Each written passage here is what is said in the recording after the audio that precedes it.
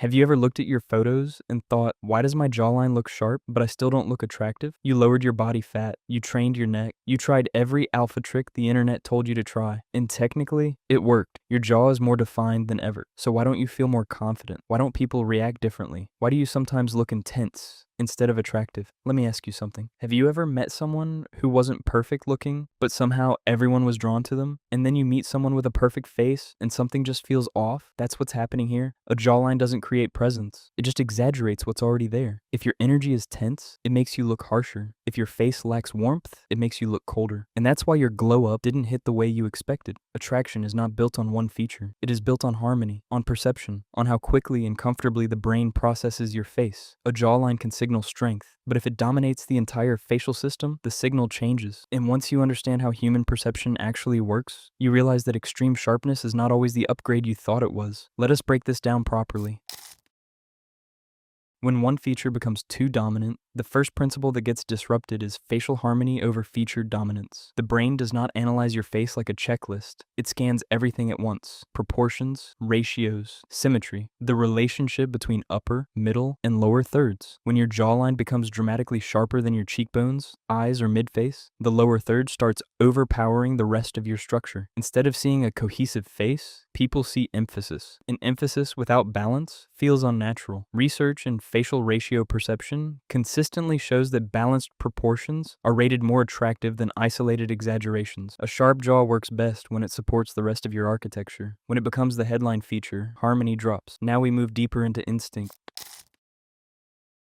There's something called threat perception bias. The human brain evolved to quickly categorize faces as safe or dominant. Angular features, sharp jawlines, and hard contours are historically associated with higher testosterone and physical strength. That can be attractive, but it can also trigger subtle caution. The amygdala, which processes threat detection, reacts more strongly to sharper angles and harsher facial contrast. Extremely low body fat deepens shadows around the jaw, increases facial contrast, and amplifies angularity. In the right context, that reads as powerful. In neutral social settings, it can read as intimidating. You may simply be relaxed, but your structure communicates intensity before you speak, and intensity without warmth can create distance.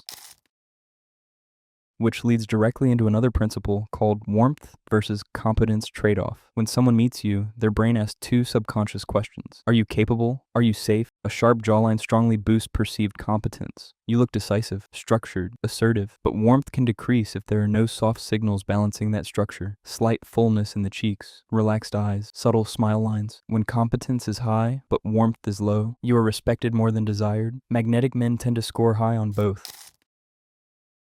Then there is evolutionary calibration, known as the sexual dimorphism sweet spot. Masculine traits, such as a defined jaw and wider chin, are influenced by testosterone exposure during development. These traits signal genetic fitness, but studies in evolutionary psychology suggest something interesting. Women often prefer moderate masculinity over extreme masculinity in long-term contexts. Extremely masculine faces can signal dominance, but also unpredictability. The key word here is sweet spot. There's a range where masculinity enhances attractiveness.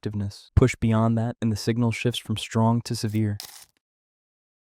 Now consider the contrast effect known as baby face bias contrast. Softer facial features are associated with trust and approachability. Baby-faced men often appear more kind and safe, even if they lack strong dominance cues. The most compelling faces often blend both signals: structure with softness, strength with warmth. When your jawline becomes hyper-sharp and everything else follows that same severity, you lose contrast. Your face becomes one-dimensional. Attraction thrives on layered signals. Let us pause for something practical. Stand in front of a mirror. First, clench your jaw slightly and lower your chin. Notice how your face looks sharper, more intense. Now release all tension. Lift your posture slightly. Let your tongue rest naturally on the roof of your mouth without forcing it. Relax your eyes. Add a subtle half smile. The bone structure did not change, but the perception did. This exercise shows how much of your jawline's impact comes from tension, posture, and expression. Sometimes the problem is not structure, it is amplification. Right here is a quick 30 to 40 second test that will show you how much of your jawline is not bone, but perception. Open your front camera or stand in front of a mirror in normal lighting. First, angle your chin slightly down and forward like you are trying to look sharper. Lightly clench your teeth and tighten your jaw just a bit. Notice what happens. Your jaw looks harder, but your entire face also starts to feel more rigid, more serious, maybe even slightly intimidating. Now reset completely. Straighten your posture like someone gently pulled you upward from the crown of your head. Bring your chin back to neutral. Let your jaw relax with your teeth slightly apart and your lips resting naturally. Soften your eyes as if you are listening to someone you respect. Then slightly turn your head a few degrees instead of facing straight on. Look again. The same jawline often looks cleaner, more attractive, and more balanced because it is now supported by relaxed expression and proper alignment. If your jawline only looks good when you tense, pose, or force angles, that is a sign you are relying too heavily on sharpness instead of overall harmony. Now consider contextual attraction. A hyper-defined jaw under gym lighting looks powerful. On social media, it looks impressive. But under soft lighting in everyday environments, the same structure can feel excessive. Human perception is context-dependent. We subconsciously evaluate whether someone's signals match the environment. High-dominant signals in low-intensity settings can create friction. Attraction adapts to context.